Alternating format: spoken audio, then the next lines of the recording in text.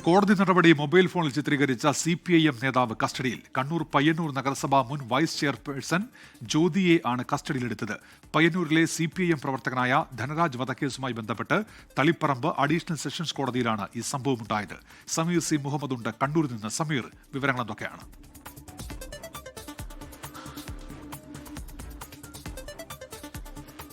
Doctor Unmesh, പയ്യന്നൂരിലെ CPIM നേതാവായിരുന്ന ധനരാജിന്റെ വധക്കേസുമായി ബന്ധപ്പെട്ട നടപടികളാണ് ഇപ്പോൾ കോടതിയിൽ പുരോഗമിക്കുന്നത്. അതിന്റെ വിചാരണയുടെ ഭാഗമായിട്ടുള്ള ഈ ആളുകളെ പ്രതികളുടെ തെളിവെടുപ്പ് ഇപ്പോൾ നടന്നുകൊണ്ടിരിക്കുകയാണ്. അതായത് പ്രധാനമായും അവിടെ പ്രതികളുടെ തിരിച്ചറിയൽ പരേഡാണ് ഇപ്പോൾ നടന്നുകൊണ്ടിരിക്കുന്നത്. അതിനിടയിലാണ് CPIM നേതാവ് കോടതി നടപടികൾ മൊബൈൽ ഫോണിൽ ചിത്രീകരിച്ചത്. അത് മജിസ്ട്രേറ്റിന്റെ ശ്രദ്ധയിൽപ്പെട്ടു. അതേ തുടർന്നാണ് മജിസ്ട്രേറ്റ് നിർദ്ദേശം നൽകിയത്. ഇതേ തുടർന്നാണ് ഇപ്പോൾ CPIM നേതാവായിട്ടുള്ള ജ്യോതിയെ പോലീസ് കസ്റ്റഡിയിലെടുത്തിരിക്കുന്നത്.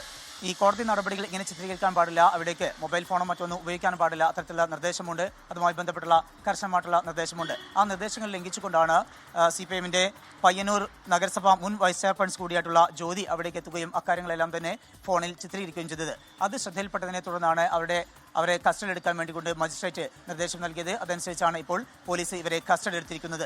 ഇവരെ തുടർ നടപടി എന്താവുമെന്ന കാര്യത്തിൽ മജിസ്ട്രേറ്റിന്റെ നിലപാട് എന്താണ് എന്നറിയില്ല. ഏതായാലും ഒരുപക്ഷെ 5 മണിവരെ കോടതി നടപടി തീരുന്നതുവരെ അവിടെ നിർത്താനായിരിക്കാം ഒരുപക്ഷെ നിർദ്ദേശം നൽകുക. അല്ലെങ്കിൽ മറ്റു തരത്തിലുള്ള പിഴ കൂടിയോ മറ്റ് ശിക്ഷാ നടപടികളോ ഉണ്ടാവാനുള്ള ഒരു സാധ്യതയുണ്ട്. ഏതായാലും ഇവരുടെ കസ്റ്റഡി ഇപ്പോൾ പോലീസ് കസ്റ്റഡി എടുത്തിട്ടുണ്ട്. മജിസ്ട്രേറ്റിന്റെ നിർദ്ദേശപ്രകാരമാണ് ഇത്തരമൊരു നടപടി സ്വീകരിച്ചിരിക്കുന്നത്. ഉന്മേഷ്, സമീർ C. മുഹമ്മദാണ് വിവരങ്ങൾ നൽകിയത് കണ്ണൂരിൽ നിന്ന്.